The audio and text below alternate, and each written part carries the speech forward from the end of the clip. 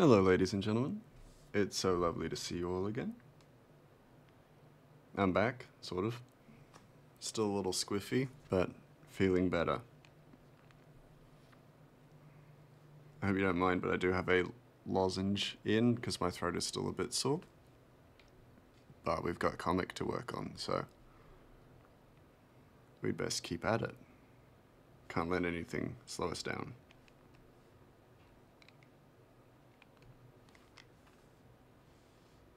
Hey, Zombie Slayer. Mass. Hello. I'm glad to hear that you're happy. I hope you are well. I mean, I'm assuming you are, since you're happy, but who am I to assume? Sore throat and streaming. What an actual trooper couldn't do that. You humble me. Sorry, I'm just fiddling with a cable.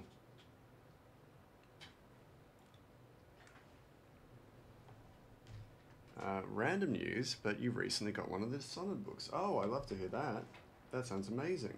How is it? Are you reading it currently? If so, what do you think? Because I've not read any of them. Sorry guys, still fiddling with cables. It's a bit of a mess in my office right now. Yeah, what do you think? How is it? What's it about, actually? I'm really curious, because I've never read any of the Dishonored books.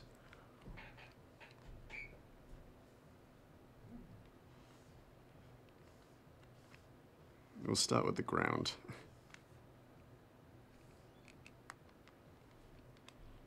If I had a sore throat, unlocking my door and being left the fuck alone. If you want to talk to me, the best you got is texting. That's fair enough. No, I respect that. Oh, warning, we got an ad coming up. Yeah, I wanted to stream, so that's why I am still streaming. I wanted to do a bit more on the comic, and I wanted to chat with people and chat with you, you know? So I just thought I'd tough it out. And it's not too bad. It's not as bad as it seems. But yeah, tell me about this Dishonored book as well. Because I have been reading Chainsaw Man, and I fucking love it. It's so good. Like, I've been enjoying the manga so much. So much so that it's actually got me excited for season 2, if it ever happens. Which, who knows? With everything that's going on at Mappa, maybe they won't, but I'd be keen to see a season 2. Because, yeah, season 1 was great, and the manga is fantastic. So I'm curious and interested to see a second season. I want to see it put to, like, anime is the things, because the shit that's going on in what will be season 2 of the anime is fucking wild. So I'm really keen on that. How's this gonna look? We've got like a slight ring, which I dislike.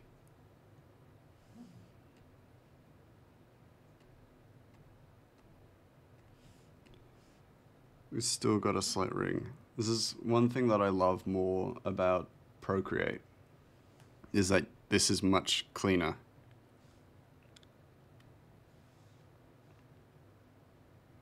Paint.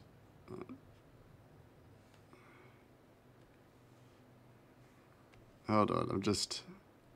That's actually really good. Nice. Okay, cool. I take back what I said, because this is pretty much the Procreate setting. But I really like it. Because it makes things so much easier. I think we finished that on stream. This one has a little bit of illustration work, which I did off stream, but we've not made much progress recently.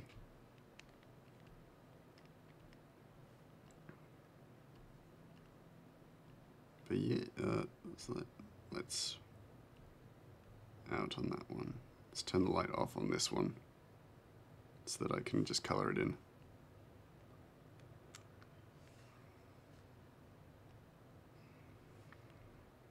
But yeah, and as I said with my Twitter, I'm not necessarily keen to talk through some changes that have happened with my coffee, but I will talk about them. They're not big changes, really. I'm just optimizing the design a little bit and optimizing the UI just so it's a little bit more clear. I have a feeling that the other version is actually still quicker, especially with these larger spaces. Alright, just do that. Sorry.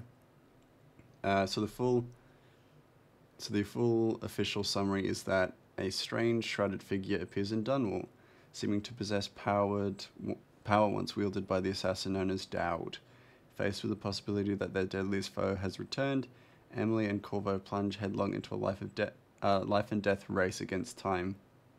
If they fail to learn the truth about this mysterious enemy, the result could be the destruction of an unimaginable scale. That's really interesting. I'd be keen, because you've played Dishonored 1 and 2, right, Zombie Slayer? If not, then this next question might be a little bit more complicated.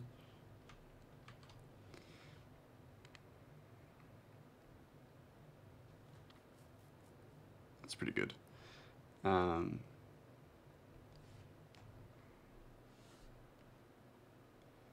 But yeah, you've played both of the games, or at least the first one.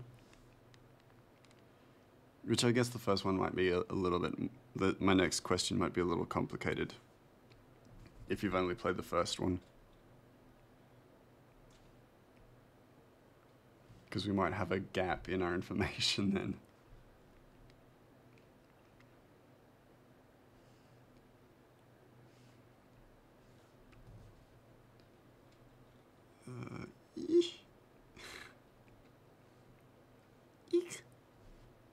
First chapter's pretty fucking dark, not gonna lie. A prisoner escapes a prison, capturing 3 guards, each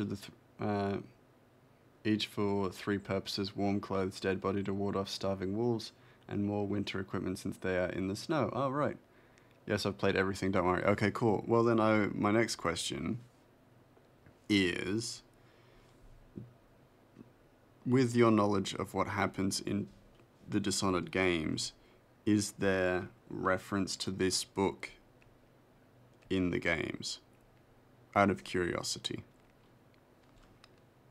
Because if there is, that's really interesting and really quite cool. But if there isn't, that's also fine, I guess. But I would be curious to know, I think.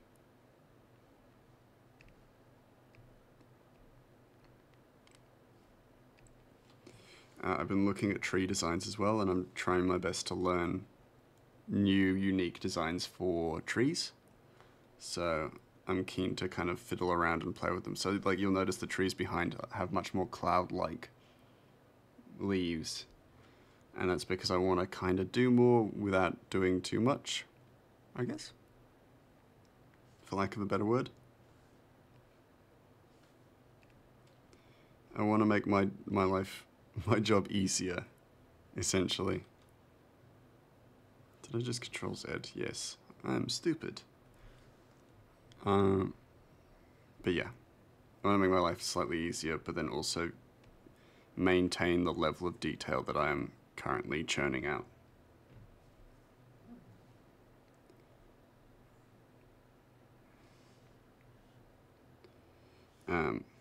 Few cool little things that I've added into this panel. Because we got a story about giants, I've added a giant skull into the background. A little hidden, a little bit like tucked away, but there is a giant skull.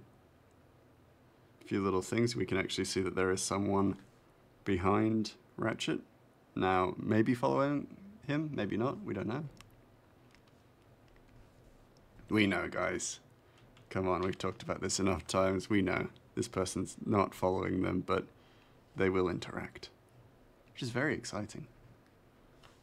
We actually get to have dialogue in this chapter, which I'm very keen for. Because it's been a lot of just Ratchet singing to himself. Though we won't get that dialogue for a little while. It'll just be a little bit more Ratchet talking to himself, which is fine.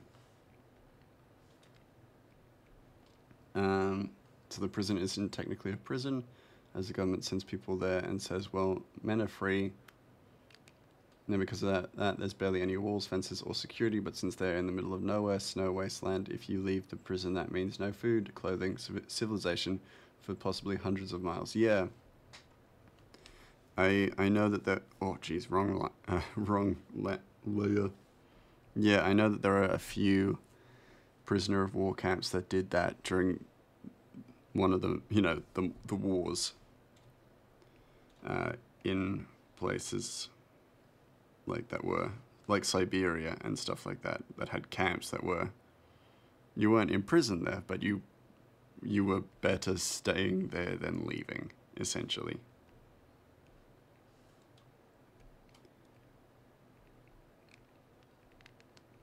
And, like, escape was a very bad idea. Escape without, like, a foolproof plan was a very bad idea.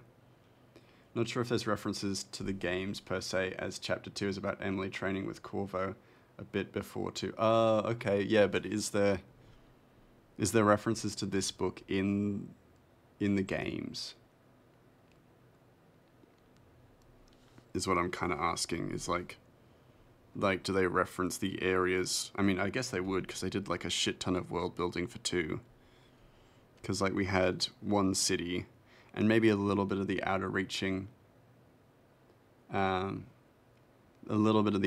areas in the original game, but then 2 had this huge overhaul of world building, which was fantastic. Oh yes, that's right. I'm also only on Chapter 2. My fault, so I know very little of it. That's all good. You let me know. Like, if let me know how you go with it, and let me know if they do start referencing it. I might get it myself, because I'm currently on a bit of a... Is it a book or a graphic novel? Out of curiosity, because I'm currently on a graphic novel kick. Maybe there's something in the most random of notes or songs. Yeah, probably. I guess so. I hope so, because that'd be lovely. Be a really nice addition to the series. I need to put a floor in. Don't know why I keep hitting Control Z when I mean to just separate myself from the line. Separate myself from the layer and then draw just a floor. It's a full-on book, 376 pages. Ah, okay. I've got too many books to read, so I probably won't get around to that anytime soon. But I'd be keen to read it. I've got so many books to read, so if it's a novel, I'm gonna be behind on that. I've got so many. And I'm really big into horror books, like books that really fit the horror genre. I think I've talked about it before, but I read Help Meet, which was recommended on the book TikTok.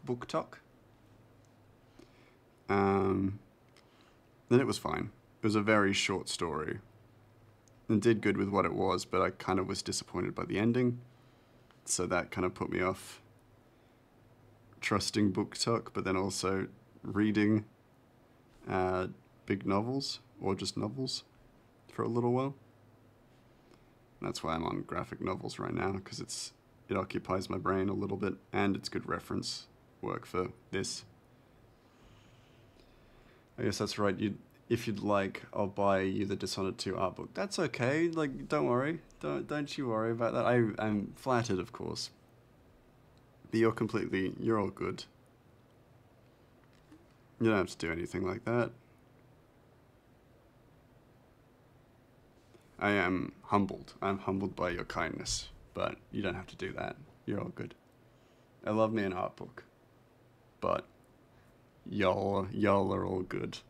I need something to spend my money on. I need little treats for myself, so I'm okay to buy them for myself. I also don't feel like I'm at that stage of being on the internet where I'm like totally okay with, or totally normal about people buying me stuff yet. So I'm always going to be very like weird about it. Send me that ad and I'll chuck it to you. No, that's okay. I will though if you let me. I know, and that's what I'm scared of. Don't think I'm joking. I know, don't think you're joking. It's what I'm scared of. I know you're not joking. I'm hugely flattered, of course, but I'm also still at that stage where I'm very unused to my audience being so kind to me for stuff like that. And it actually does lead me on to what I was going to talk about, which was my coffee. So, if you're okay with it, I am. I know. So, maybe one day, but we'll have to see. But I was going to say, what was I going to say? My brain is still a little bit addled from the sickness. With my coffee, I have slowly started opening up commissions a little bit more broadly. Your audience just let us love you. I know, and I'm just so unprepared, so mentally unprepared. Hugely flattered, but mentally completely unprepared. But yeah, so my coffee, I do have open commissions, and they are, of course, limited, but they are available and things like that. I've currently got one commission going right now, but none of my commission slots were like that specific for what people want or need from me. So I've gone back through and ironed that out a little bit. So you'll see if you go onto the coffee page, the commission slots are now more targeted to what, people will want to commission or what people seem to want to commission from me. I've also done a little bit more art, so I kind of like the idea that my theme now is kind of radio show host after, falling in love with Killer Frequency. I've made being a radio show host like part of my design and theme. Your audience is very giving and loving. His absolute liege Lord Mass. I'm good, audience. Are you sure? I know. I will open up a throne if people are that insistent, of course. But like, I do feel like you guys are okay. Having you guys here is gift enough for me. Like, and I don't mean that to be like humble. I mean that just in complete honesty, in that having an audience like you guys is the best thing ever. And it's made this process so much easier. It makes me want to stream, and I enjoy it so profusely that receiving gifts for it is something that will take me some time to get used to. Oh, we have an incoming raid from Sneeboo. Hello, hello, hello. Thank you so much for the raid, Sneeboo. How are you? How you doing? Let me just take a moment.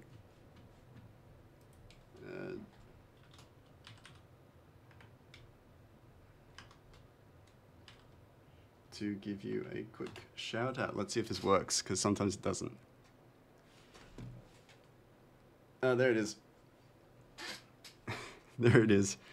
It may be inaccurate. Hey, there we go. That's cute. How are you? How was your stream?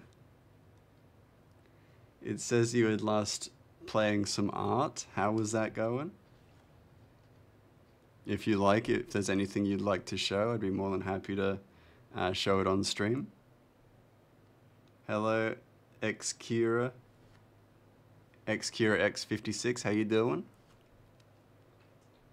It's not playing some art. I was doing some Baldur's Gate 3. Okay, so that shout out thing is still broken. That's okay. How was it? How was Baldur's Gate? You enjoying it so far? How far into it are you? What are you playing? What's your class? Got so many questions. I started playing Baldur's Gate recently, and I do love it, but I never have time for it, which is tragic.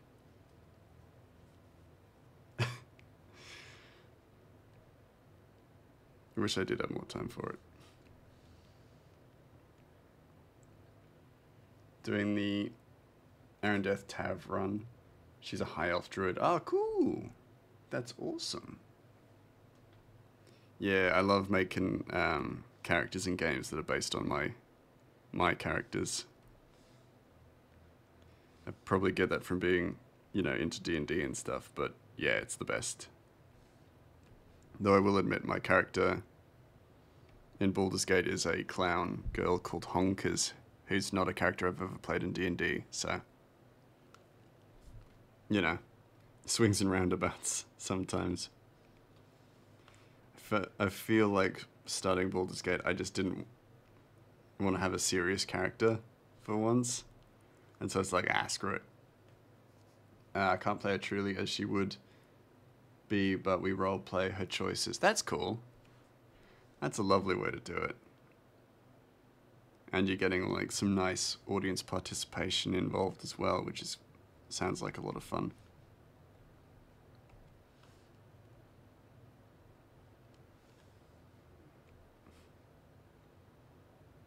I might make this a lighter wood color.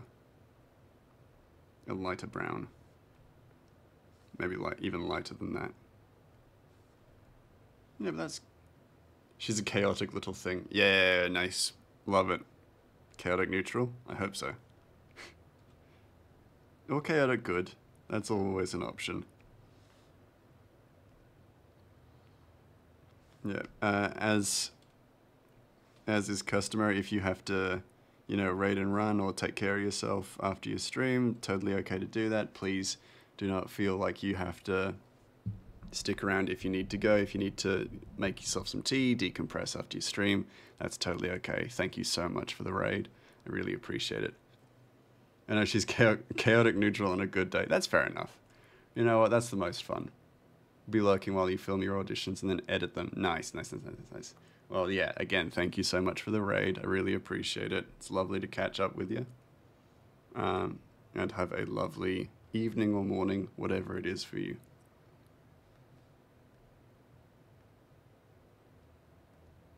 Okay. I feel like there's too much background, or too much empty background. So I might work on filling that in a little bit. But that's okay, we can do that slowly. Slowly but surely.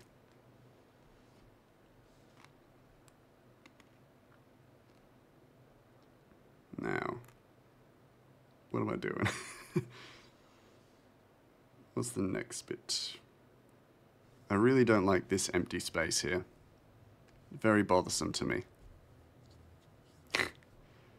Could be very easy to fill in, but I'm just like, ugh, this specific space. I hate it.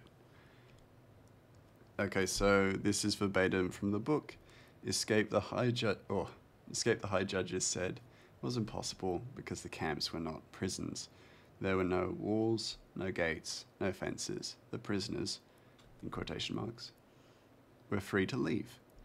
Everyone in the camp was a free man, pardoned by the state, permitted with full authority to return home, to their families, to their towns, and to their villages and their courses. Honestly, that feels like such a dishonored thing to do, where they're like, you're completely free to go, but if you leave, the elements are going to kill you. It's just, I mean, it is a continent that has Pandysia, or a world that has the continent of Pandysia, which was a land where people just disappeared completely, without a trace, and no one understood why or how. So of course escape was impossible. The prisoners knew it, the guards knew it, the high judges knew it, but the hands were clean, their consciences clear, because every man was a free man. Yeah, it's such a rubbing salt in the wound kind of thing that is rife in Dishonored, where the world is just immensely and unforgivingly cruel, and there's nothing anyone can really do about it. The only kind of benefits or biases you get are from creatures that are unkind to everything else, and likely unkind to you. And I love that in storytelling, where the world is just truly unkind, so you make your own destinies, like with Corvo and like with Emily. You know, they made the best out of their predetermined and pretty rough destinies. Did I ever tell you that the etymology of the word Pandysia quite literally means everything here is bad? Yes, you had told me, and it is a fantastic little piece of Dishonored trivia, because yeah, that's fucked. Man, I love Dishonored. Maybe one day I'll do a Dishonored 2 playthrough on stream, but we'll see.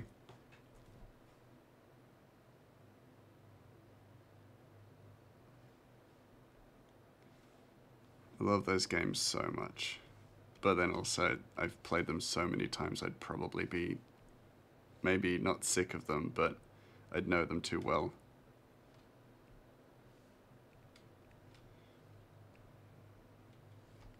The sort of kind of good side is if you're a noble, but obviously if you're a noble, especially one who flashes their treasures to the public, you will more than likely get robbed. Yeah, the world is completely unkind to you. And it will continue to be, of course. But it's also not incredibly biased. It's the people and the the societal structures that are set to be quite biased against you. But the world is also just in such a shitty situation. They constantly have plagues. Everything's going wrong. It's really cool world building. Cool, but, you know, depressing world building.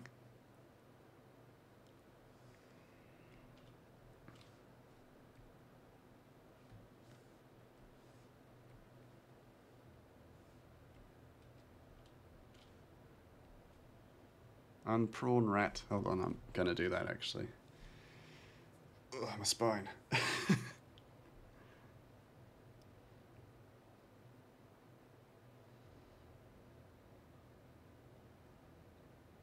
Yeah, I'm getting used to the idea of having these empty spaces that aren't really empty, but, you know, I always feel like I can fill, or want to fill. It's a bit tough. And even then, if your family didn't pass a law, then you'll die because, well, close enough, we didn't get the Duke himself, but we got his mother, father, son, daughter, nephew. So if we kill you, then we're satisfied, even if you are innocent. Yeah. Yeah. Almost this kind of baseless cycle of revenge and remuneration against people who have, in quotation marks, wronged you. And, like, Emily and Corvo are a part of that cycle, and it's what makes, you know, the lethal and non-lethal playthrough so compelling, is that, I need something here, is that if you go fully lethal, then you're just continuing to feed into that cycle, and you make the world worse because you are continuing to feed this cycle of revenge and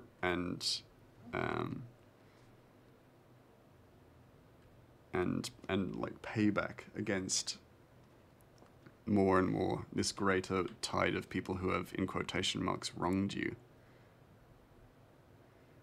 Like some Game of Thrones shit of guilty by association. Yeah. Yeah. It's great.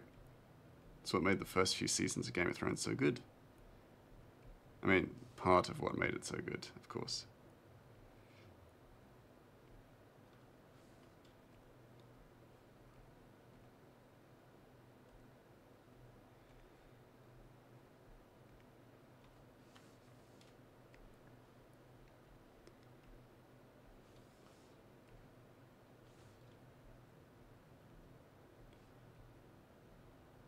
It's world building of a world that is so, you know, has such a deep kind of world building to it that you're kind of being introduced to it later, but it doesn't, you know, weaken any of the impact that it has. And if you're like Corvo, I mean, his life still sucked. Yeah, his life was really rough. You know, the woman that he loved and had a kid with murdered in the first game, you know, and we learn about that through secondhand information. He never out and says it, because also he's not a voiced character in the first game. But yeah, it's just a cruel world. Almost like being reintroduced to the series, yeah.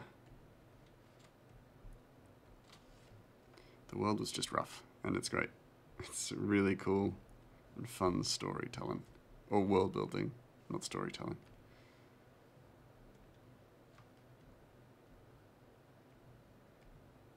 And I do kind of like that, like with Chainsaw Man, it's doing that. And does a lot of that really well, where a lot of the characters fundamentally losers. Like forgetting it all and relearning it, yeah.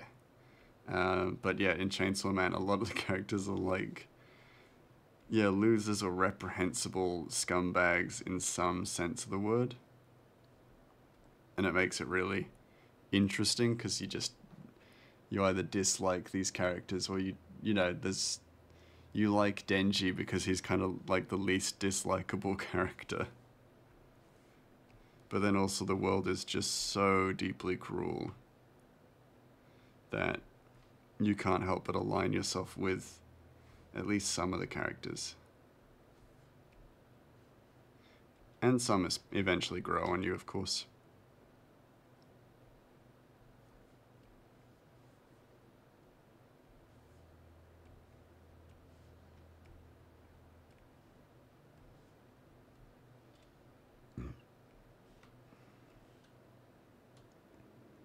Unimaginably dark. Oh yeah.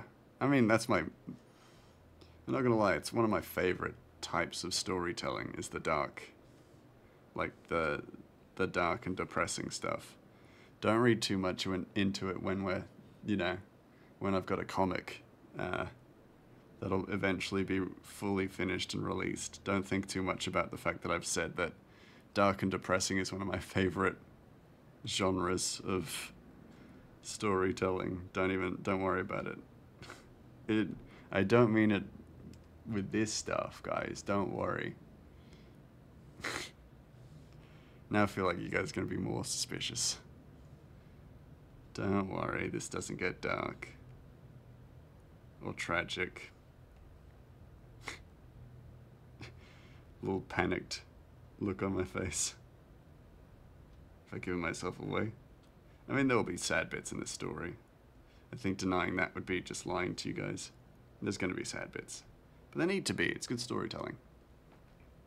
Not even a big Warhammer 40k fan, but I know for sure I'll live in any universe other than 40k. Yeah, oh yeah, that's just one of the... Yeah, you'd have to be a masochist to want to live in that world.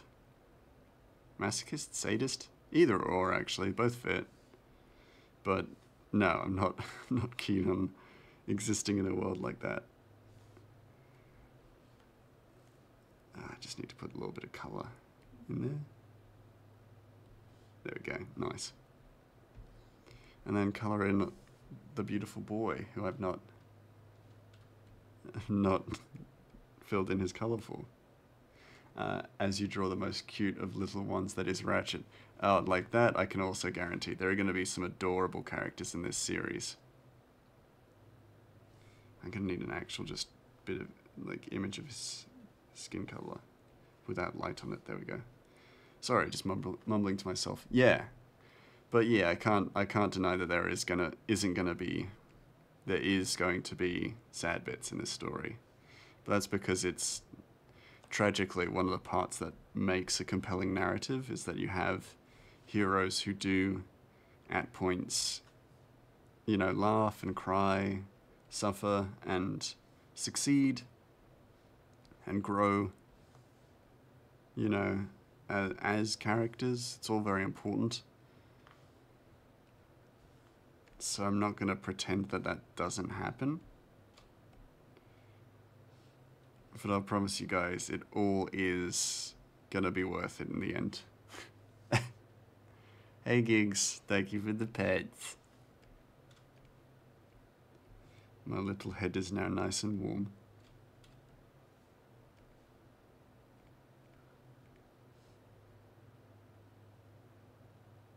So, speaking of adorable creatures, hey Giggles, how you doing?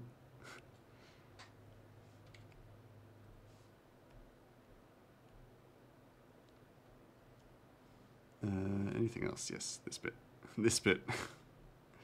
Everything else that I have not filled in. That's all of this. Yeah. Cool. Cool.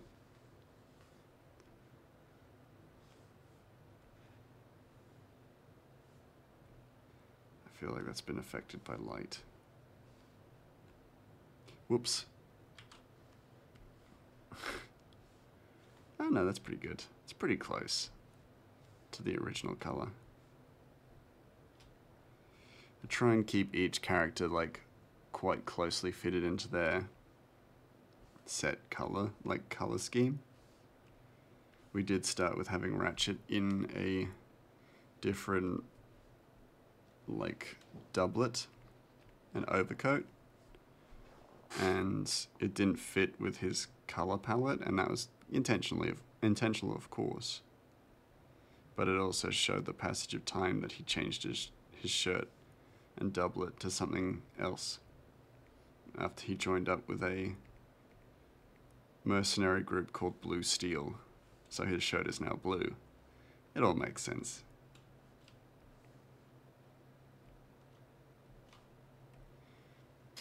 Sad parts I needed though. George R.R. Martin said that he has an issue with Lord of the Rings because for the most part all of them come out of it alive and well for the most part. So he in a way wants his characters to die, thus it feels real, and I do understand that. Yeah, I do too. It's unfortunate, but it is this aspect of storytelling is that, oh, Ratchet's eyes are not brown, is that there is tragedy in tales. Moments of tragedy, lifetimes of tragedy, some characters never stop facing that. And it's important because it also gives your characters growth. And if your characters don't face tragedy, then how do they grow?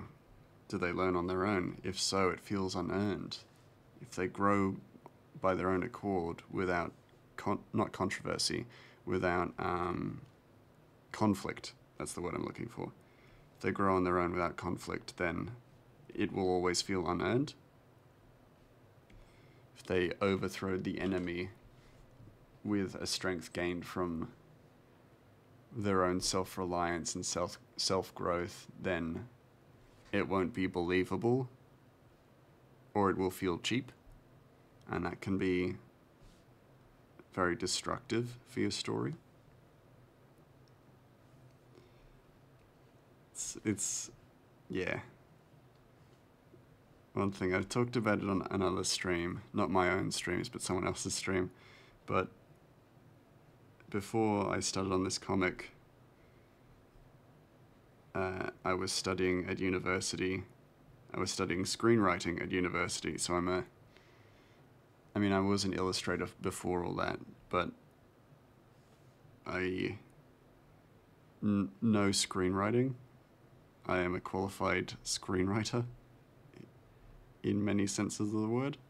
I studied at a university level for writing, and then moved on to do other things on top of that. But I always feel like it comes out of nowhere whenever I talk about writing tropes or how to write a good story. You know, the foundations of writing a good story. Because I sit here all day and do illustrations. So I feel like I need to talk about that background qualification. That I am actually, qualified in writing stories, and that's where my knowledge comes from.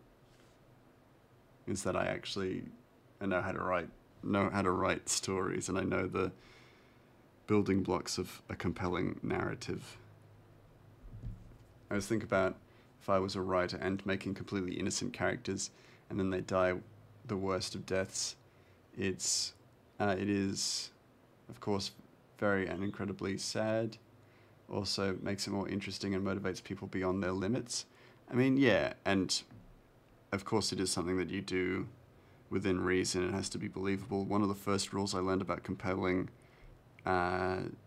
character writing is that your protagonist needs to be punished for something. They need to be punished for something they did, and it needs to be deserved or earned, so their punishment, or not their punishment, but they need to receive consequences for an action that they have engaged in. And they need to deserve punishment in a sense, but it needs to be overblown as well. So the punishment itself needs to be exaggerated or excessive, in a sense. And I think a lot of stories do that by, you know, killing off a beloved friend or something like that, which is, you know, fairly common and not a bad thing, but can be quite rough and feel a bit mean. Didn't you say you also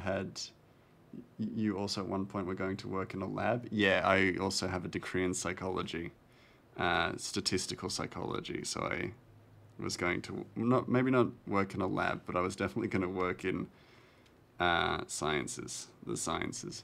Quick as a fiddle. Yeah. Welcome back.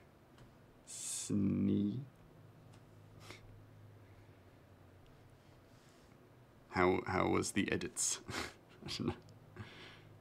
Is that a common question to you've been asked? How were your edits?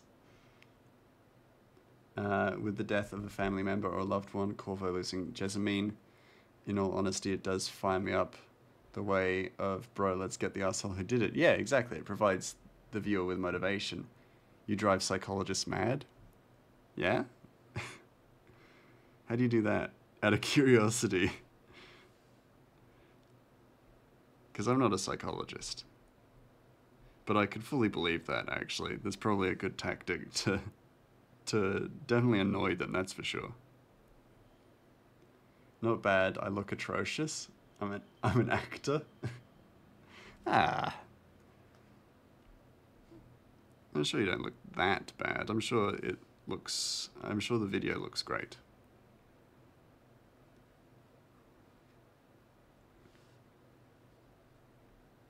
So that's what you're doing. Have you acted in anything I've seen? I don't think I'm going to ask that question because that's a complicated question. But yeah, you like stage and screen, TV, voice actor. Blew your blood vessel in your eye. Oof, that's rough. But I get that. I've got a permanently burst blood vessel in my eye, in one of my eyes, because I got shot in the eye point blank with a Nerf gun when I was a kid. So I've got a permanently burst blood vessel in one of my eyes. It's not like I've got one red eye, but it's like this like little patch on my eye, in my eye, almost like heterochromia, where I've just got a really flat blood vessel.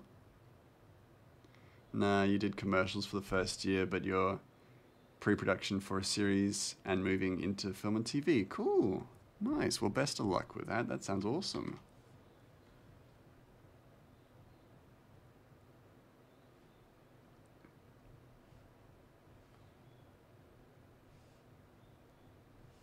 Because I know you watch Torin, don't you? If that's how you found out about me. I'm trying to track people in my chat based on where I've seen their names in other chats. Yeah, Torin, yeah. So that tracks, that makes sense. Torin is good at bringing actors around.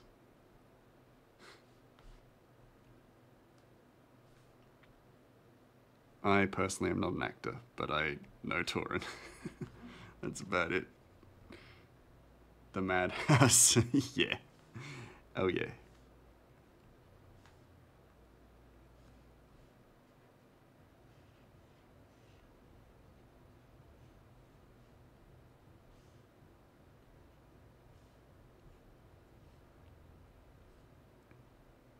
But yeah, that's cool. Do you normally have to do like taped auditions and stuff? It's an intense job. Yeah, I bet. Or is it, yeah, out of curiosity, is it more common to do in-person auditions or taped ones after COVID? They're having it rough down there in the US right now? Oh, that's a shame. I mean, it doesn't surprise me, but yeah, it's always unfortunate to hear. We haven't quite returned to in-person yet here. That makes sense. Okay, cool. Not cool, but you know what I mean. I understand now. Yeah, that would be rough. And I guess it is like not more convenient, but easier to have like a lot of auditions if they're through the videotaping and stuff like that, I guess. You Canadians are practical? Yeah, that doesn't surprise me at all. Canadians are very, very practical. I seem to get a lot of Canadians on my streams, and they're always telling me how practical they are. No, it doesn't surprise me even slightly, though. Just more on top of it with how COVID was. I think Canada, and definitely Japan, handled COVID really well. Or a lot better than most places, at least. So, I don't think it surprises me. We don't want to trek across the country for no pay. Yeah, I think that's very fair. That makes everyone's life just a whole lot easier if you do it online.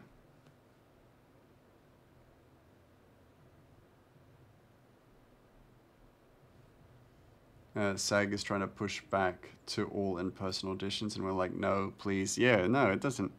Like, that always baffles me, I guess, is that, you know, from a practical sense, it is so much better to have these online and, you know, over the internet,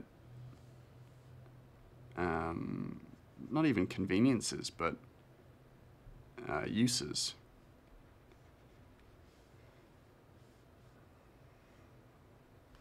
But yeah, the world is the way it is, because it's just like there are people who have invested in office spaces and studio spaces who are just like, no, we can't move away from in person.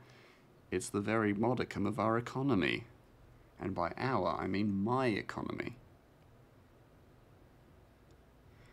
I don't normally get your travel covered when you book a gig. Yeah, which is like, that's just, it feels like now especially, it really highlights how unreasonable that is. Because you really should have your travel covered. It should be the bare minimum. If you're having to travel, you know, not even long distances, but any distance, any considerable distance for work, that should be covered for you.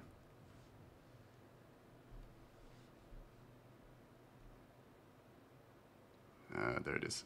There it is. Anytime I use that slider, I'm just somewhere else completely, and I'm just have to find my way back.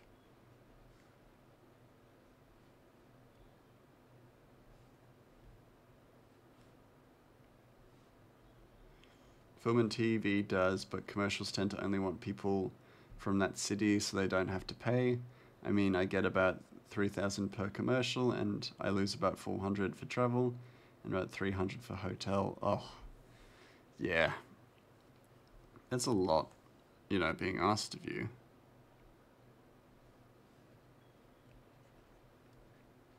Just for a, you know, a simple commercial.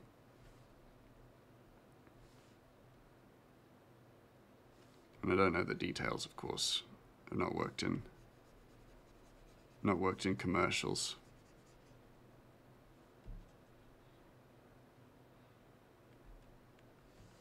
I've worked partly in films,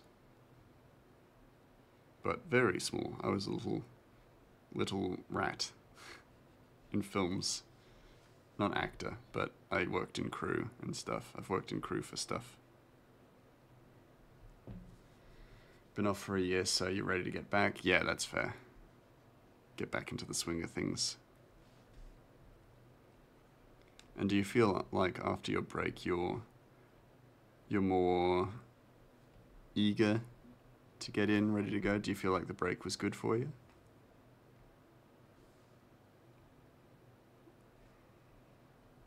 Feel rejuvenated?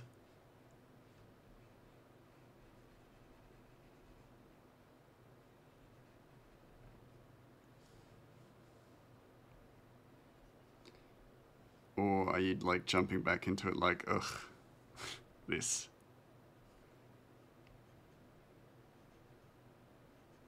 Because I can respect either or. Even a bit of both. Even if you're feeling like a little bit of both, you're just like, I'm keen to go, but also, fuck this. A little bit. Not at all. I take a leave, so you're exhausted, but you're biting at the bit to get back. Okay, awesome. That's fair. That's cool.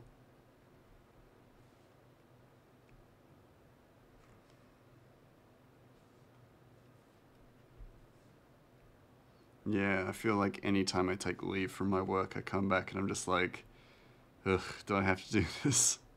Do I have to work for a living? Then I reminded quite quickly, yes, I do. Yes. Who's gonna buy all that cheese, if not you?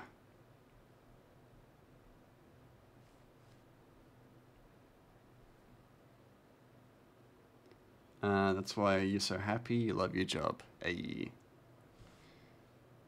That is wonderful to hear. That makes it like 100 times easier. If you do actually love your job, then you never work a day in your life, right? So that's awesome.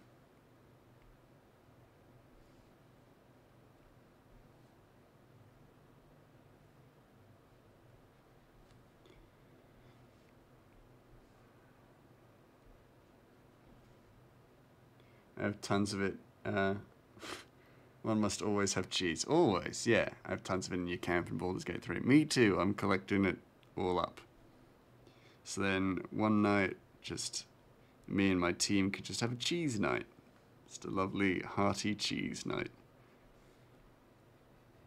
Good thing you can't get sick of cheese, because my party will. Or would almost certainly get sick of cheese if they could.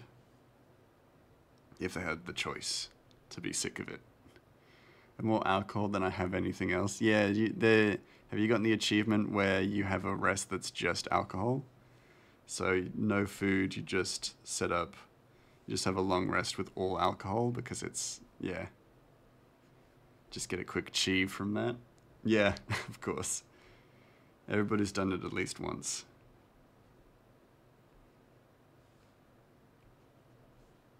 You run out of food, especially when you're in like the Shadowfell and you're just like, ah shit, I got like a ton of whiskey and booze, let's just do that.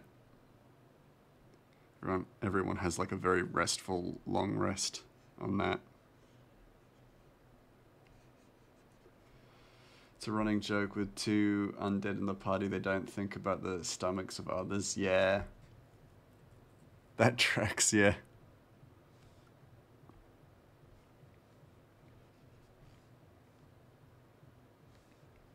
Oh, wrong color.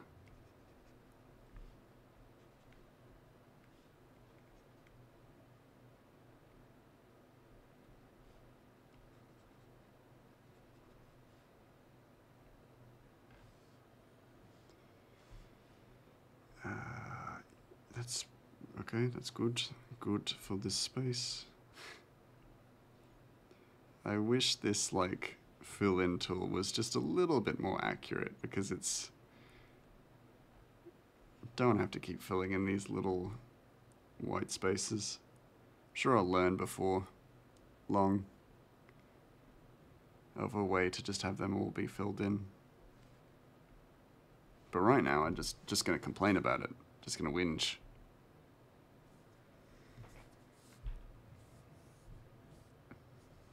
Actually, I forgot to ask, what part are you up to in Baldur's Gate? I'm still in Act 1, so no spoilsies, but also, feel free to tell me where you're at. Even if it does spoil it for me, because I'll be honest, I've watched someone play it through, so I'm not going to be spoiled. You're in the Shadow Curse lands. Ah, okay, cool. Yeah, I'm just about to head there myself. Just trying to... I'm a bit of a completionist, so I chase up everything before moving on to another area. So I'm just cleaning up all the mess. Oh, the same? Yeah, fair. I did not realize there was like... I didn't realize where the hag was in this first area. So I completely missed her the entire... for the entire like goblin raid story arc and stuff like that. I didn't see her, didn't run into her, nothing like that. And then eventually when the time came to, you know, save that idiot girl from the hag, I was hugely over-leveled for her. So I just kicked her ass, and it was so funny. She shows up as a haggy self. I read all the things and loot it all. I also kill many things. Yeah, nice. Oh god, it's Mayrina. Yeah, Mayrina. I was livid with her. I was like, are you stupid, woman? She's like, you took my husband away. And I'm like, no, surely you cannot trust this hag. You cannot trust this woman. Did you give her your eyeball? No, I didn't. Volo had already taken one of my eyeballs, and I was already like, oh yeah. I mean, sure, I can see invisibility, but oh yeah. I did take her deal, though, when she was like, give me the woman and a child, and I'll give you a gift. And I was like, she gives you intimidate. Ooh. He's the better choice. Oh, okay. He's the better choice. Good. I'm glad. Yeah, but she was just like, yeah, I'll give you a bit of my scalp. It looks like she gives you like a bit of her scalp or something, and it buffs one of your stats. And I was like, give that to me anyway, and I'll keep the girl and the baby. And then she was like, yeah, all right. Yeah, all right. You sound trustworthy. Bye. And as she leaves, and I've got. I bumped my charisma up a little bit more, so now dialogue options, I pretty much never fail, which is rad. And the girl, I mean, even though I felt like, oh god, I just don't want to save you. I just don't want to save you at all. Yeah, you did the same. Yeah, nice. Nice. Mad respect. Yeah, I was just like, I don't want to save you. You suck. You're the worst. Then I accidentally killed the husband. Oh, you know what? That's fair enough. He wasn't doing much living. I let her take him with her, but I was just like, you're not gonna get him back. He's just gonna be this zombie forever.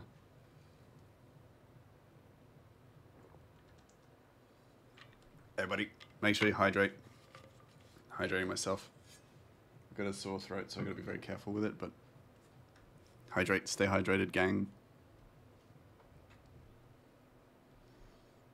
But yeah, oh man. It's such a good game because I just feel so strongly about it. And characters who are idiots, I feel so strongly angered by them.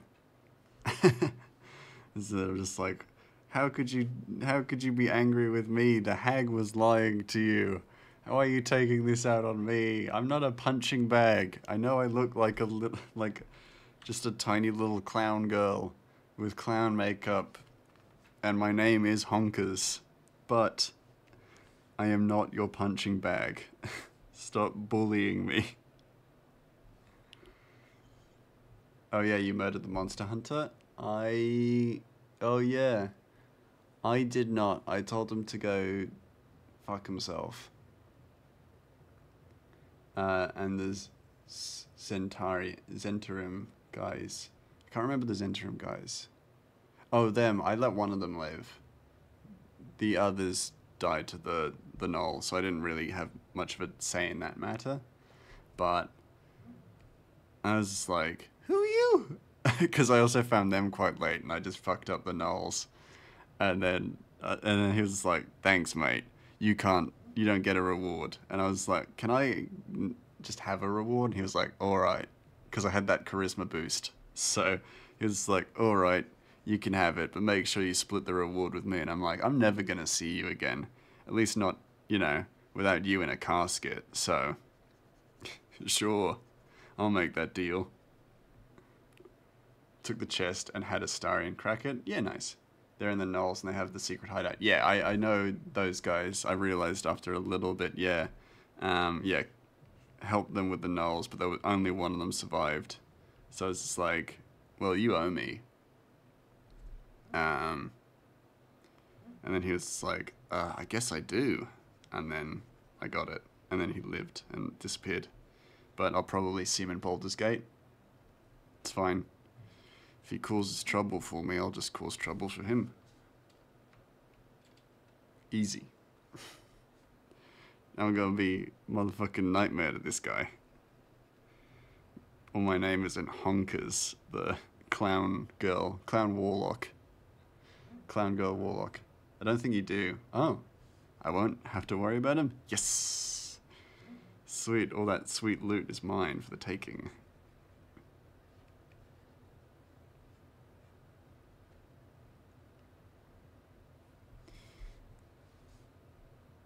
I can't even remember what it is. I'm sure it had no... I mean, the vial is fun. That's fair. Yeah, I don't think it had any use to me. Like, whatever was in the chest. I mean, it may have been useful to my team, but like I forgot about it almost immediately.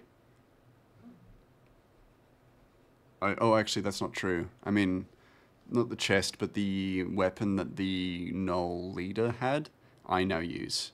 Because it heals you on hits. On certain hits. So I now use that, and because I'm a Hexblade, I have the... I use Charisma to wield the weapon, so now I rarely miss, like, melee attacks. And I have multi-attack now, so it's a really good setup. I only know a lot of this stuff because I've played Hexblades to death in actual D&D, so I know how a Hexblade works, and I know how to abuse the shit out of their system. It's fantastic. I still have it inspected. I haven't inspected it. I should, though, do. Oh, the whip. Yeah, the whip. Yeah. Also, because I'm a clown girl, so oh, that's dubious. I was going to say I'm a clown girl, so I may as well use a whip, which feels dubious to say. But you guys know what I mean. Y'all know what I mean, surely. Do I even know what I mean?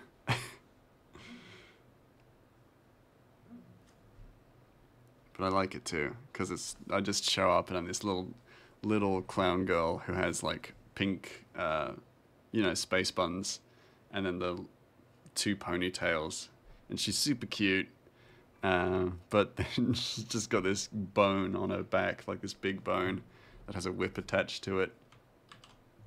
So it's really weird. Like, it's a real weird look.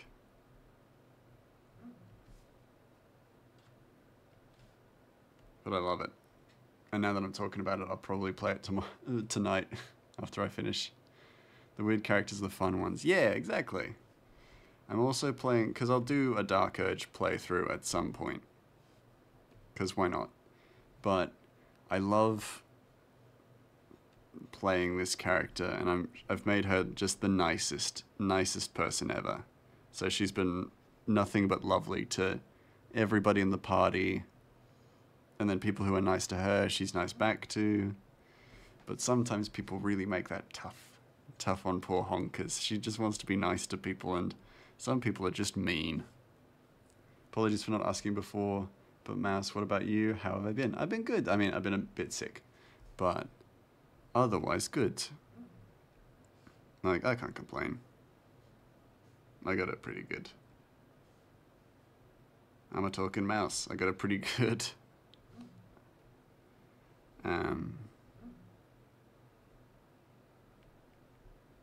Yeah, no, I can't complain. Thank you for asking, though, of course, but life's pretty good.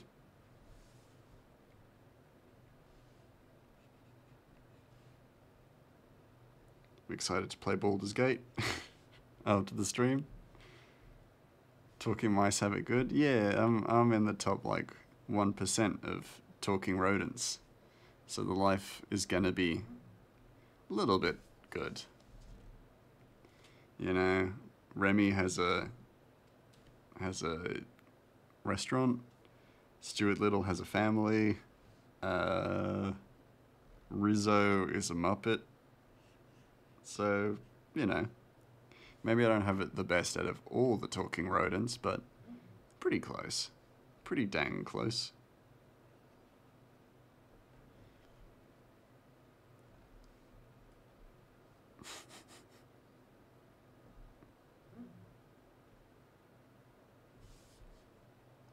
Better than being a talking rat, that's true. That's true. If I were a talking rat, I'd have plenty to complain about. First of all, the fact that I'm a talking rat. But I'd also be like, hey, where's the cheese at? As opposed to me, the more refined vessel that I am, going, hey, where's the cheese at? Looking for some cheese.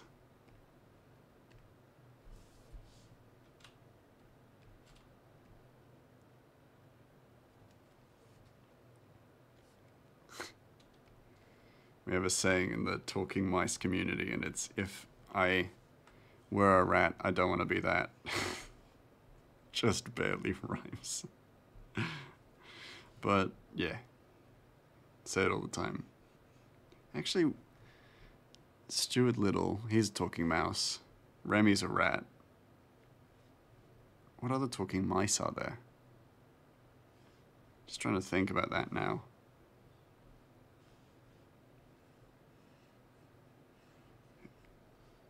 What company do I keep?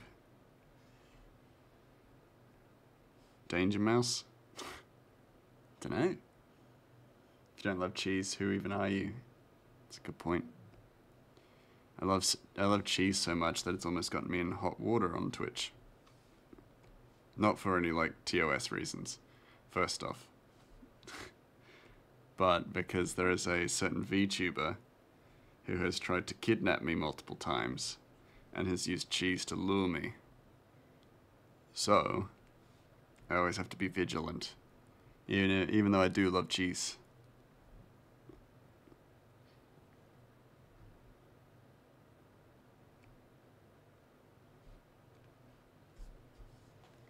Even though I do love the cheese.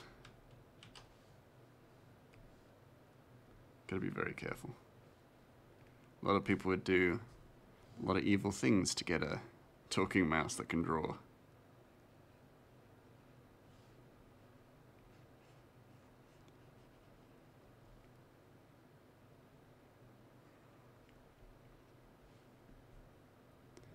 Though, as I've been talking about it, slowly building up this, like, storyline that maybe I'm not a talking mouse. Thank God I'm just paying one. Yeah, exactly. My services are available for purchase, but if I'm kidnapped, then, whew, hell to pay. Be very cross about it. I'd be a very cross mouse. You've heard of hot cross bun? Well, you wait until you get a load of angry mouse. So dumb. Sorry, guys. It's not even really a joke. It's just like me just saying stupid shit, you know? But that is a lot of where my humor comes from. It's just me saying something stupid.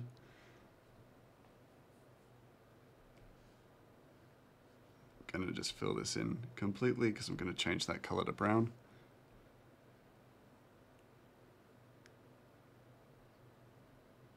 Am I? I don't know. We'll see. Gonna just leave it as it is for now. Figure it out in a second. Whoop. It's that just all of us. Yeah.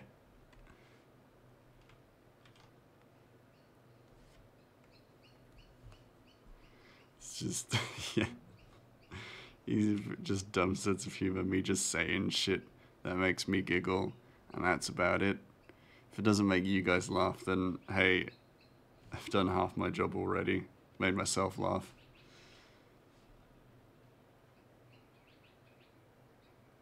I've had friends ask me if I would do stand-up comedy. I'm like, I'm just not, like, I get that you guys find me funny, but I don't actually think I'm classically funny. I'm sorry to break this to you, but I do not think that I'm classically funny. And definitely not stand-up funny, so I'm never gonna do stand-up. No matter how many times these people ask me. It's just not a thing for me.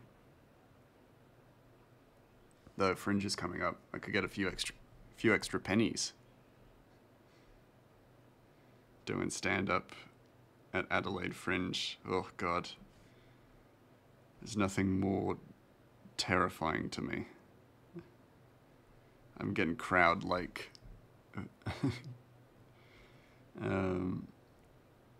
Fear of crowds. Just thinking about it.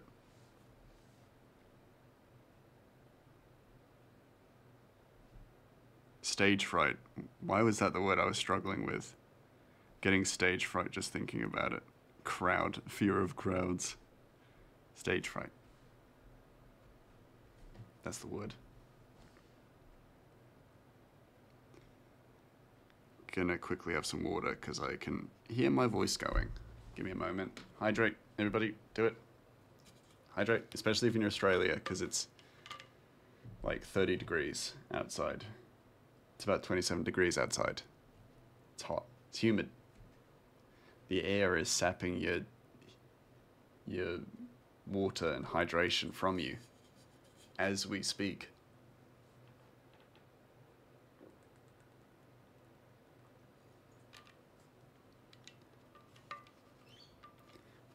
It is -3.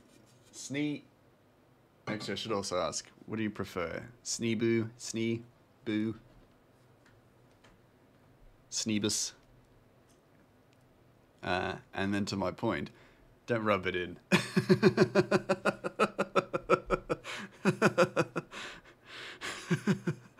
Just start with like just a question about how you prefer to be called.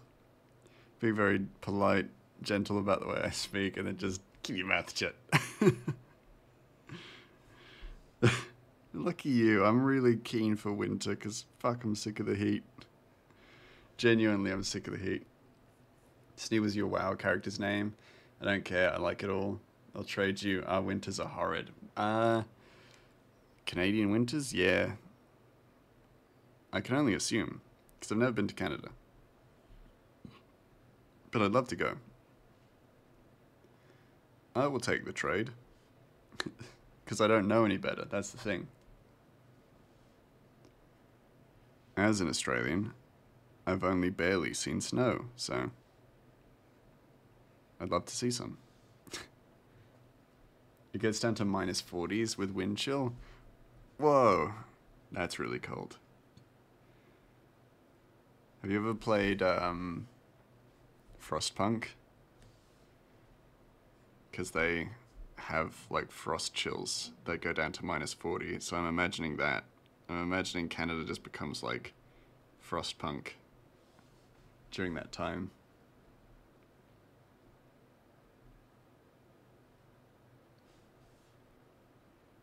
I'll give it a try. Return to Australia after having a Canadian winter. Probably just like, I'll never do that again. No, but yeah, it's so bad they won't let the kids out, cars don't start. Oh, they won't let kids out, cars won't start. Oh, Jesus, that is cold. Not that I didn't believe you, of course, but I'm just like, that really puts it into perspective. Jesus. That is cold.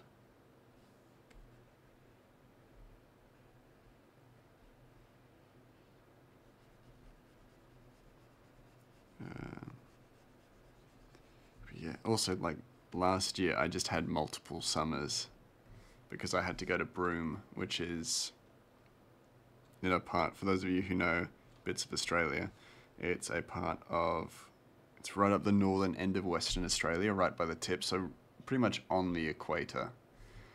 So it was like 30 degrees in winter, and I was up there for some stuff, and it was fine. It was like hot, but like a bearable hot. But I missed like almost a week of winter, and I like winter. I like winter because you can just put more layers on. That's my mentality around it, is that you can always just put more layers on. Whereas with summer, I'm just gonna have to be naked. Just wandering, and nobody wants that. We high 30s in the summer. That's, yeah. That I know well. It gets hot here. This past summer we've had a few 40-degree days, or upwards of 45-degree days, which have been pretty nasty. And with the humidity as well, it's really awful. because we have a lot of really humid days, which are just, yeah, no fun for anyone involved.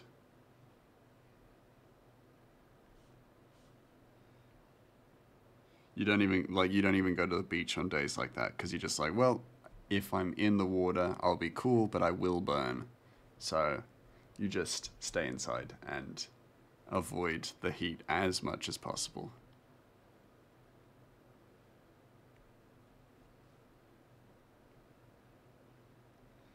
And my aircon does not work in my place, so I'm actually so acclimatized to just warm weather at this point that I'm really keen for winter, because it's just too hot. I know those days are like a star and stepping into sunlight for you. Yeah, just you feel your skin crisp up like you're in an air fryer. You're just like, oh god, fuck.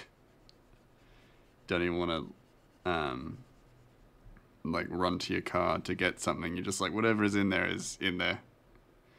Oh god, I forgot I put chocolate in the glove box. That's like a soup. I have Scottish blood, so you go outside and burn. Yeah, it do be like that.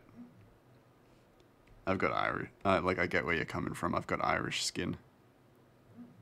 So I used to get sunburnt a lot, but now anytime I go out, sunblock on, a lot of sunblock on, and then I'm ready for the day.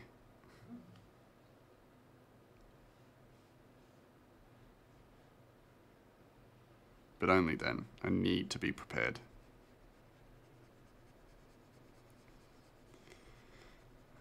Also, as someone who doesn't... So, I'm not originally from Adelaide, but I moved.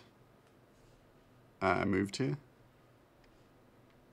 And I noticed that it's not as rainy as where I came from, New South Wales. But it gets pretty rainy in winter, which is nice. Nice time to, like, bundle up with, you know, a coffee or a tea. It's nice. Yeah, we glow in the dark. We really do. My parents were worried I'd be so pale. Like, I was so pale that I'd become translucent. Like, I'd have translucent skin at one point. And I didn't, of course. My skin started to darken with time, but not by much. But yeah.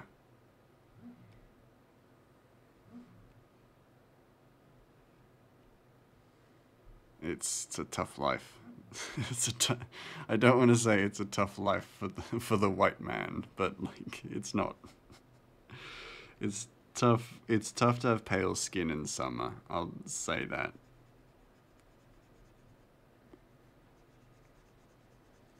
Also, if you sweat a lot, which I do, I sweat quite consistently. Like, whew, that's unfun. Trying on wedding dresses was an exercise in pale. Oh no. Was it like, I don't want to assume, but was it that you wore a white dress and then compared to your skin, you were just like, oh. Like, you're just like, that's just the same color. You're a disgusting pig, you sweat like mad. I fully respect that. I sweat like crazy. Especially in summer, of course, but like, I just sweat all the time.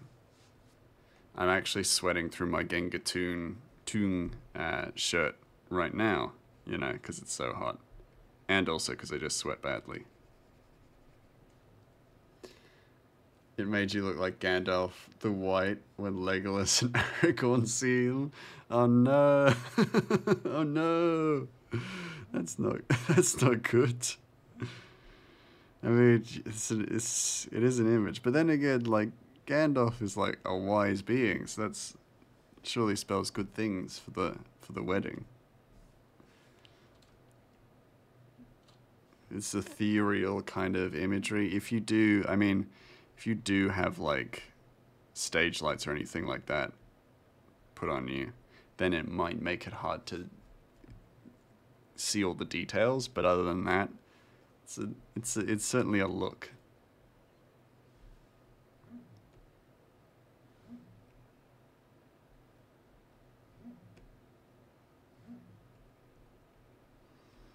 These big panels are always, like, so complicated. So complicatedly detailed. That's okay, though. I will finish it. I have to. And I'm going with cream and pink dress. Shock the living daylights out of you. That's fair. I'm sure that'll look nice. And like the white dress is a nice, image of wedding and stuff. But it's like so traditional. Gotta change things up. You hate pink? Ah, okay. That's okay, but I bet it looked nice. This is a nice pink exception, is what you're saying? Or you still got to convince yourself of it? How we feeling? Oh, it did. It still looked wedding. You're not a girly girl at all. Ah, okay. That's fair. So it's something to like kind of lean into. A feeling to kind of lean into, I guess. I don't know shit about weddings, but I know it's like definitely a lot of stuff to think about. And plenty of moments of like, I guess, adjustment, for lack of a better word, where you're like, oh, this is real, got the wedding dress on and all that stuff, which is cool. I did still look wedding, not a girly girl. Nightmares, don't recommend. Yeah, it sounds like a lot of work. I was a groomsman for a wedding, and from where I was standing, I was like, wow, these people are very busy. These are some very busy people. I am not envious of this, though the wedding day was beautiful. To be fair, the day of the wedding, fantastic. I loved it. And they loved it too, which was the most important thing, of course. It's not about me. I'm just a groomsman. But I had a really good time, so yeah. That's all that matters. No, there's like a wedding, like everyone loves a wedding. Maybe not the planning part, but definitely the wedding itself. It's more chaotic than putting your show together. That tracks. That definitely tracks. From the very little that I know about weddings, yeah. Something always, like at least one thing goes wrong on the day, and it'll be something that you had thought wasn't going to go wrong because everybody involved in that one thing gave you every assurance that it wasn't going to go wrong. And you trusted them, which was a mistake. Nah, I'm sure. Like, something always goes wrong, and that's usually, it's weird, but it's almost a good sign. If something goes wrong and it's manageable, then it means things are going to be okay.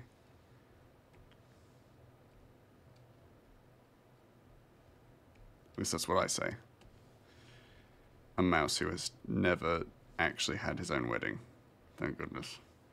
Thank goodness. I'm not good with pressure. You're a chill person, so you don't really care. That's fair enough. Yeah, but these sorts of things are going to be stressful anyway. So yeah, better to go with the flow.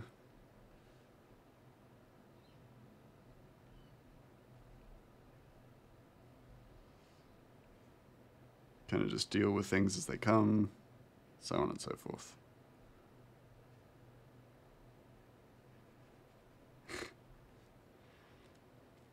I'll tell you what, my friend's wedding, they had a photographer who was working in film photography. So they had like rolls of film and stuff. And they had this like complicated camera that they had all set up, and then they did the wedding. They did the wedding and took the pictures.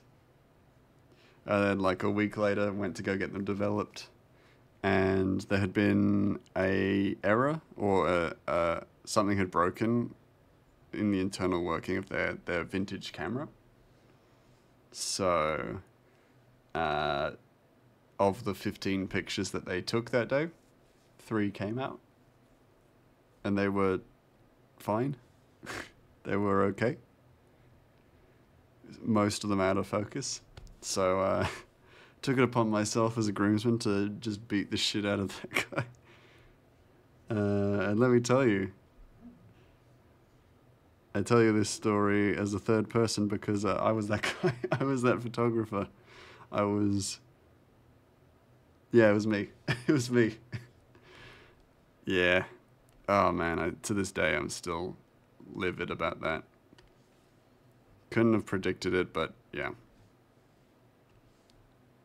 Did they pay you? Nah.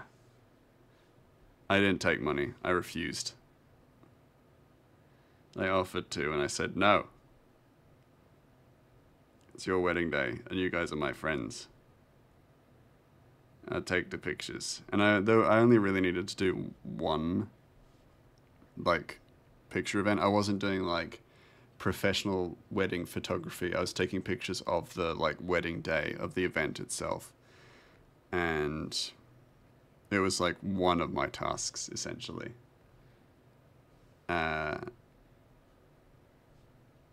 So, yeah. I did it for free, and I didn't mind. Also, because the groom had bought my suit as well. So I was like, nah, I'm not charging you guys for wedding photos. And then when the photos came out and I showed them, they were in love with the photos that did actually come out. But I was like, hey, if you want a refund, that's totally fine. That's totally okay. You could, I'll give you a full refund. And they're like, we didn't pay you. I was genuinely more upset about it than they were as well. I laugh about it now, but I was genuinely really upset. I felt awful. And they were like, Gray, we love the pictures. You know, it is what it is that some of them didn't come out, but like, we love them. And I was just like, I'm so sorry. I can only apologize. I've made a mistake. If you want a refund on our friendship, I won't fight you on it. I'll understand.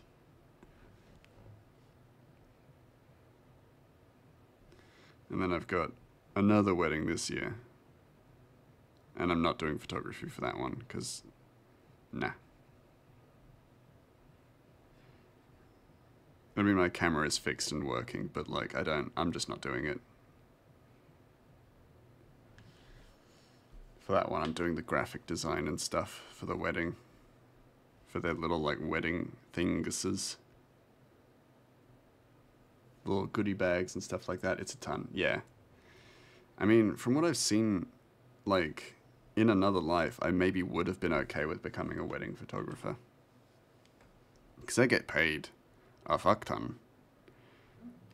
But also it requires a kind of social ability that I don't think I could bring consistently. Like, good wedding photographers are really nicely sociable, likable, you know, good with their clients and stuff like that. And for me, I'm just like, if I've had a bad day, I can be professional, but I can't, yeah, maintain that throughout the day. Yeah. I think one that my friends were quoted was like a wedding photographer who, it was like 8K a wedding, which is insane. But really good business, I guess. If you can get it, fantastic, like, business. But you also have to be very good. And I've been asked to do wedding photography for other weddings and stuff like that because of my history in photography. But I'm also just like, no, after what happened last time, absolutely not. I'm not a wedding photographer. I just have cameras. I just collect cameras and like to use them. That's it.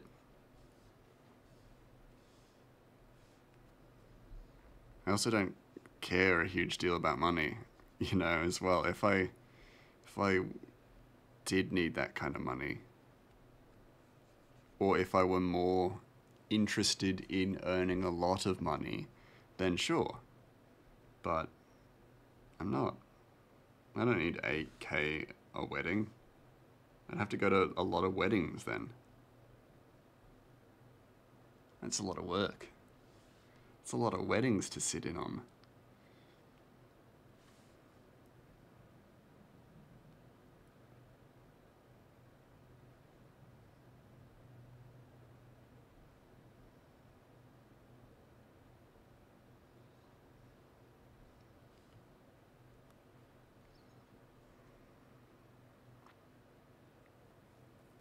Do what I do because I love it, not because of the money. Exactly. Yeah. I love what I do. So, I never do anything primarily because of money or primarily motivated by money. Even when it's like I need money to live, you actually have to force me sometimes. And that, I guess, in this kind of world is a pretty non-ideal mentality to have. But even then, I'm like, it's not huge. Like, if I can downcharge someone or undersell someone, then I will. Usually. It's actually genuinely true. I've gotten not in trouble, but I've had clients who have been like, no, I need to pay you more. And I'm like, nah, it's chill. Just give me that piece of Toblerone and we're squares. And they're like, no, Grey Mouse, you can't do this. And I'm just like, it's cool.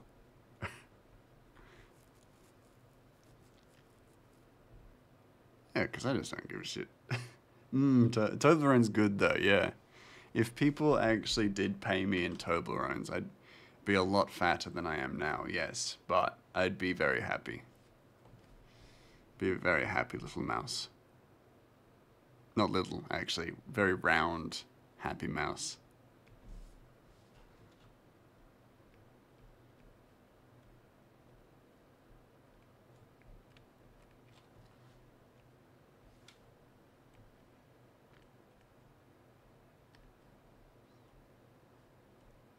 Oh. There we go. We're good. We're good. Thought I'd fucked up there. I hadn't. Well, I kind of had, but it's okay. It's a fixable fuck up.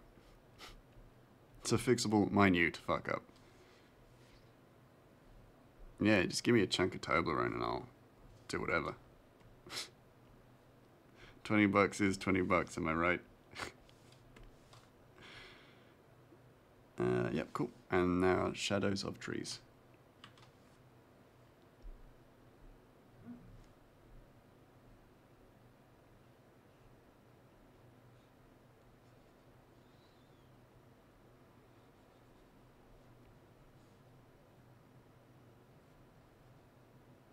Time is it?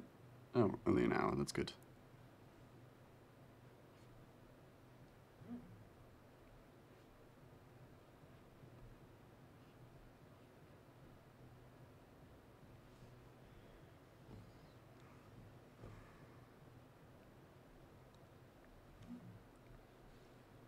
As someone who's also not... I just don't think I'll have a wedding myself.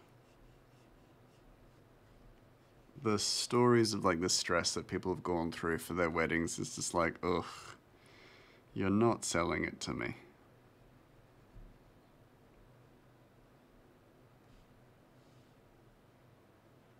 I guess, because I'm just a very stressed person. Well, not stressed person, but easily anxious person. I don't need further anxiety.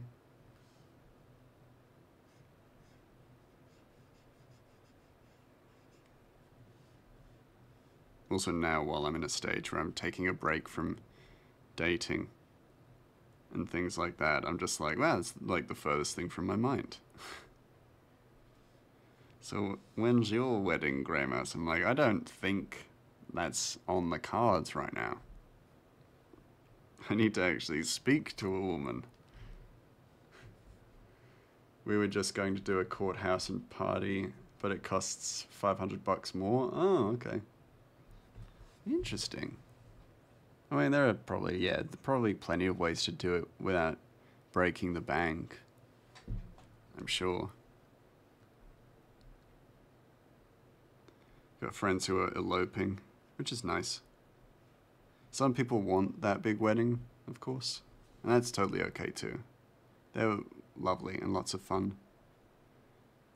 And if planned, you know, to suit the bride and groom's tastes and stuff, they're just the best. But yeah, it's a lot of stress, like lead up.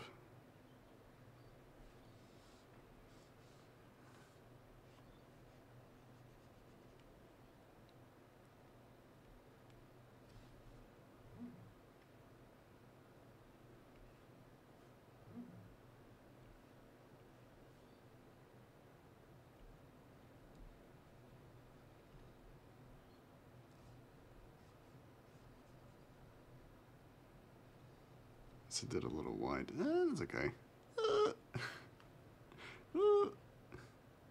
There's little unsure noises that I'm prone to making. Anytime I work on anything, just yeah, it'll be fine. That looks good.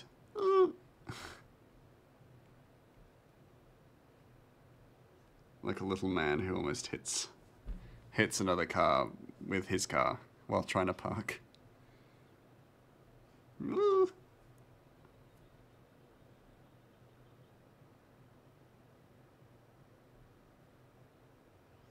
Trying to make a few different kinds of trees and stuff. That just looks like a whoops. Don't worry. Doesn't look like anything. Don't even think about it, chat. Oh, this looks terrible though. Yeah, no, I'm not happy with that. Terrible. Stick with some very basic looking trees at first, and then build up to some different ones.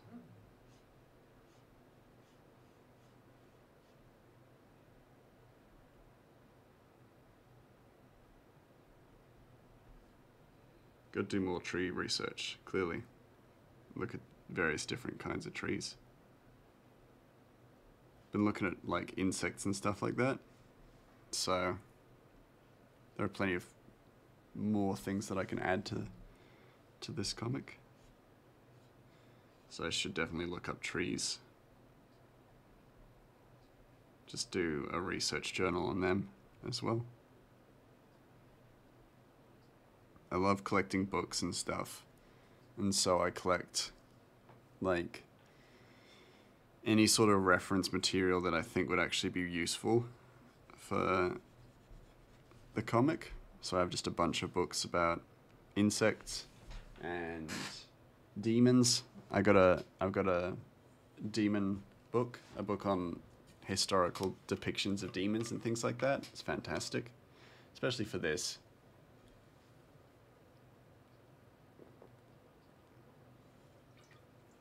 I, of course, have the Legend of Zelda Breath of the Wild art book, because I'm trying my best to learn from that, because I love the art style.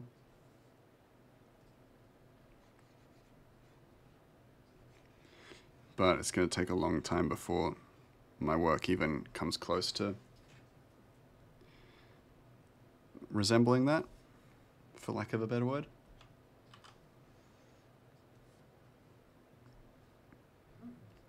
We'll get there slowly but surely, but yeah, it's going to take a while.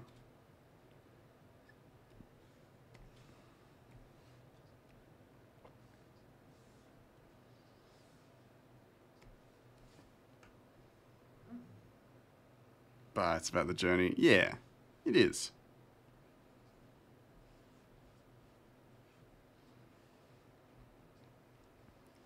And like, I like where I'm at now. If you look at the comic, like the previous pages of the comic, it's evident that I have learned and grown, which is great. You know, it's exactly what you love to see. Growth and development. So I'm happy with where I'm at, of course. But I also, I'm just like, I've got that goal when the comic is finally finished, it's gonna... I mean, I'm so excited for how beautiful it's gonna look with all of its finished pages. Everything that I've learned in one just manuscript. It's gonna be awesome. That's also gonna be a big thing. Just the fact that the day it's done, I can look back on the first page and be like, this is how far I've grown as an illustrator. Someone who had, a year prior to starting had given up on art, or 2 years prior to starting had given up on doing art.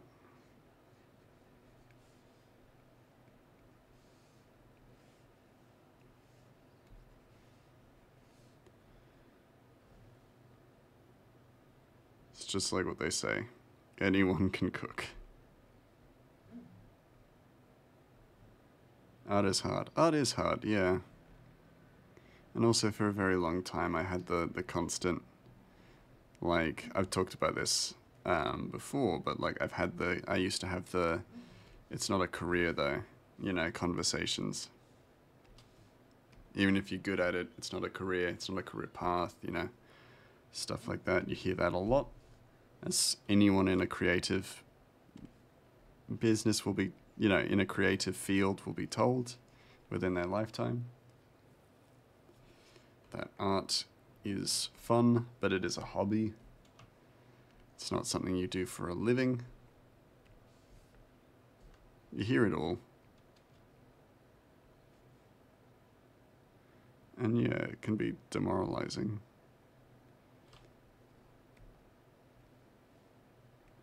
But didn't stop me. Well, it kind of did, but not for long.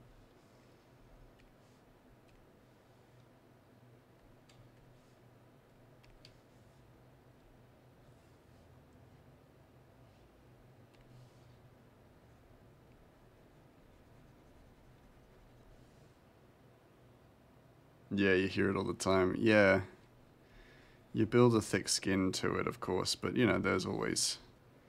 there will always be people who, I guess, either want what's best for you or what have you, or think they're doing the right thing by saying this stuff. It's really the right thing to say, I guess, but it can also be tough.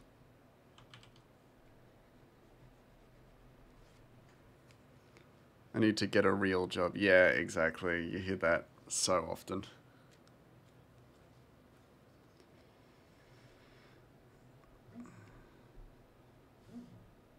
And I got a real job, but then I was just told, like, hey, you could pursue this as well. And that's the thing. If you love it enough, you'll find a way. You'll make it work. You get just as much chance at failing at the things that you hate. So why not pursue and maybe fail, or maybe succeed at something you love? Statistically speaking, you have just as much chance at failing at the things that you settle for, in quotation marks, settle for. So pursue something you love, because statistically speaking, this life is completely yours to do whatever you want with it. We don't know if we get another one. So choose happiness first. Everything else will come after. If it must. If it must, it will come after.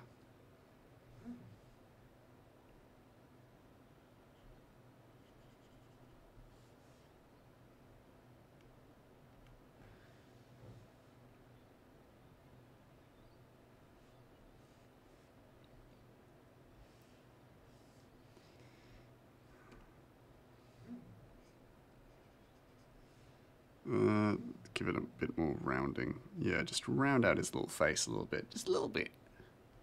He's got to have a good shaped head, but we can make his face a little bit rounder. Let's make it nice and soft looking.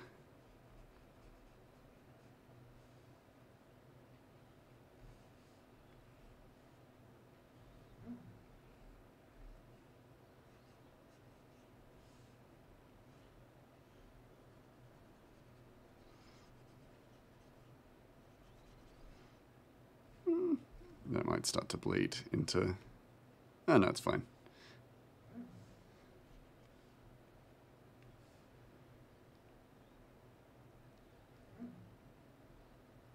Always kind of worried about just making the colors too near enough to each other that they start to kind of blend. But that's okay. They look okay.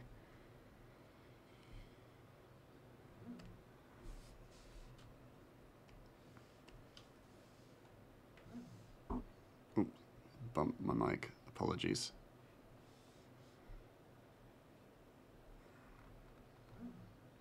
Yeah, I think in my lifetime I heard the whole, like, you can't make that a job thing. You know, you could become an illustrator, but I'm not a comic illustrator. I was told that a few times. Or I was, like, lined up for traditional art, painting, and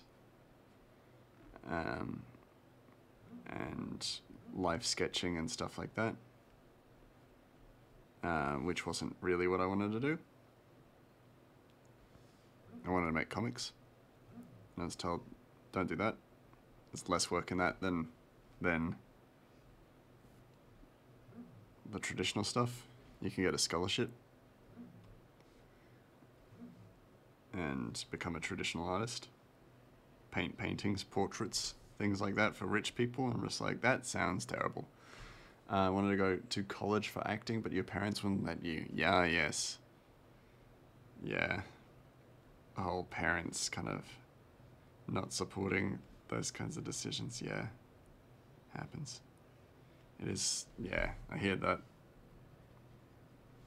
I do hear that. I studied psychology kind of primarily because I felt like I wouldn't be supported if I didn't at least study a science. And of course I love psychology, but I studied it at a university level because I felt like I needed something that was going to get me a job. At the time, that was my mentality. They weren't even paying for it, they just wouldn't sign the student loans, so I went for social work and hated it. Yeah, that I understand completely. You take a position, the golden handcuffs, as I used to be told, like a secure position, but not what you want. Like, not what you're gonna love doing. Yeah. I'll admit, my parents were very supportive, but it was also the world I was living in at the time. That was tough. It was tough to pursue something I loved when I wasn't sure of what I loved as well. Had a crisis of conscience with art for a very long time. Felt like I was wasting time, and it's just because of the environment I was in. So I didn't feel like I wanted to pursue that, but I didn't know what I wanted to pursue, so I was kind of lost, aimless.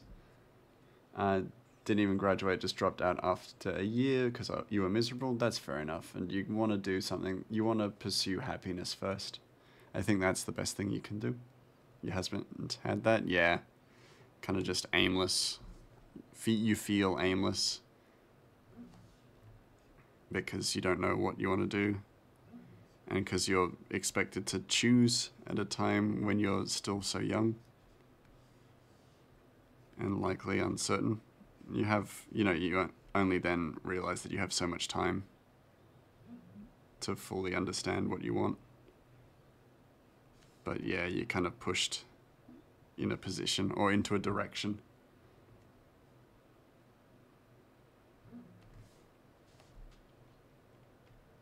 And like, I loved doing psychology and studying psychology, but I probably wouldn't study art if I could go back and do it again, but I'd probably try and pursue more of what I loved. Maybe just do media and screenwriting, things like that.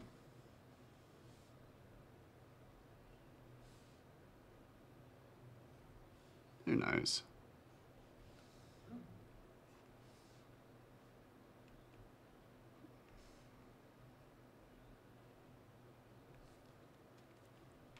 It's a very lumpy shadow. Ooh.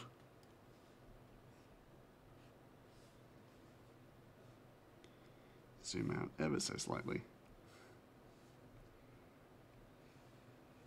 Then fill the bottom part of his pants with shadow. With shit. No, with shadow. There we go.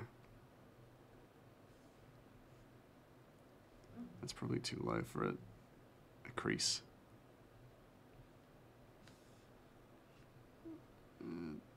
Yeah, that's okay.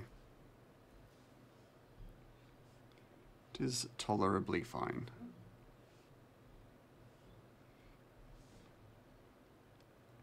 I think I will likely raid out soon, just as my voice is still definitely pretty croaky, and I don't want to exacerbate it too much, and I'll be streaming again tomorrow anyhow.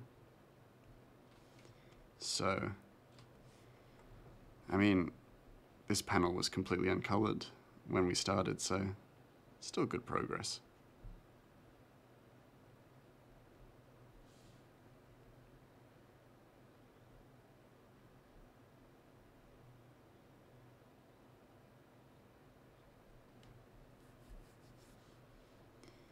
But just want to make sure that I don't leave anything in the shadows out, so that when we start again tomorrow, just starting on details, which is a part that I really enjoy.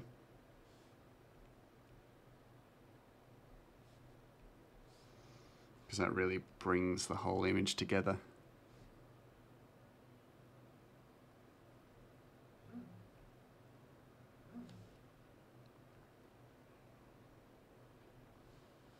Yeah, I'm gonna play some fucking Baldur's Gate. Sit here in silence and play some Baldur's Gate, not speak, so that I can let my voice rest. Because yeah, defo feel it. If I didn't know I had a sore throat before, I know now. Yeah, that's good. And also, just as a bit of context for everybody, so this is what the panel looks like. It's very detailed, so we've got a really detailed background. We've got a figure in the background who seems to be approaching. Slowly but surely is approaching. This is how big the panel actually is. On an A4 piece of paper, that's its size. So it's bigger than, like, a normal panel. But it's still, like, a panel sized. It's small. But you know me. I freaking love details. I love adding details. It's my own kind of prison. Prison of my own making, really. So that I'm constantly filling stuff with details, because I'm like, oh, wouldn't it be cool if I added a giant skull? Or, you know, things like that. Or, ooh, wouldn't it be cool if I added a shit ton of flowers to the walls? Or trees and stuff like that. I'm addicted to adding details. Anywho. Let's quickly export this, and then we'll raid out.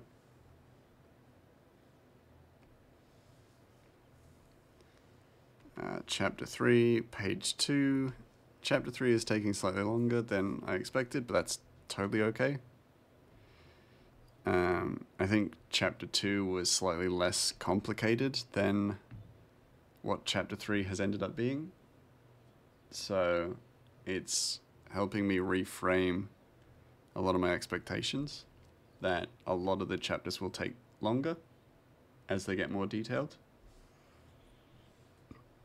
And a lot of the less complicated less complicated chapters will probably be a lot quicker.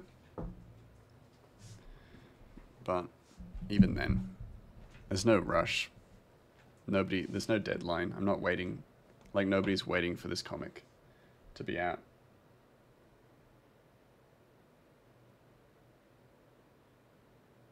So, that's chill. We're good. We're safe. And let's see who's live tonight. Say Monday evening. So, the people who are live are these people. We got Lumen. We got MiuKs. We got Stephen Preston. We got Ducky Boom. Galacticat. Alzephi. Rat Banshee. Cozy Burb. And Enya Fairy. Okay. Now let's see. Who do I not know who is live? Bunch of names I've never seen before. Okay, I'm gonna leave that. If there's a name I recognize from other things, then maybe I'll raid to them, but most of the time, it's not the case.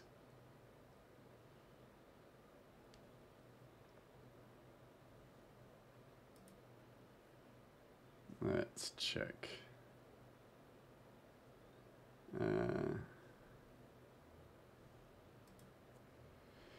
Just having a quick look at these various streams.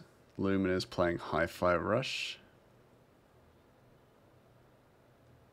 which is cool.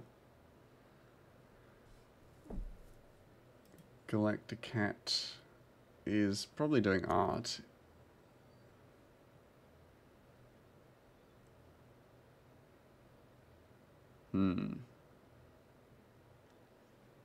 She's painting Pokemon. Oh, doing watercolors of Pokemon. Which is cool.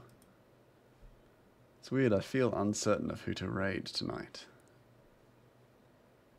It's one of those nights, I feel like it's not quite as stream heavy, but of people I know.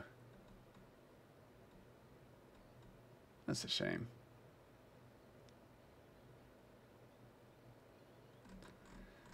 I think we'll just go to... Just about to say a name, completely didn't.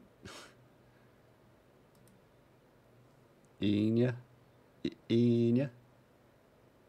She's been live for about 5 hours. Oh, that's a low bit rate. I'm gonna get a Galacticat. Fuck it. She's great. She's a great artist. She's from Adelaide. Perfect. All the more reason. Gotta support my Adelaide-based streamers. As Fringe is coming up, so we gotta support each other. Because it's gonna get real busy. And we're gonna be streaming a lot less when those shows come out. Anyway, let's start the raid. I will see you all tomorrow. Or whenever I see you guys next. Gonna try a new sign off, which is basically go out there, be the sunshine, be the rainbow in somebody's day.